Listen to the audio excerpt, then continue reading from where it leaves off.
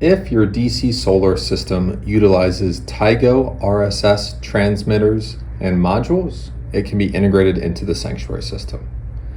Each PV string should include RSS modules as installed per the manufacturer's instructions.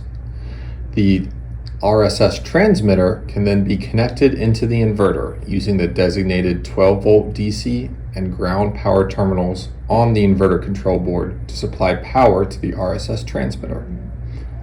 When either shutdown button on the inverter is pressed, or when AC power is removed, the inverter will stop the 12-volt output, triggering the Tigo RSS system to shut down the PV strings. For setups with multiple inverters, only one inverter needs to power the RSS transmitter. The shutdown button on any connected inverter will activate the transmitter. Always refer to the transmitter's user manual for proper wiring and mounting instructions.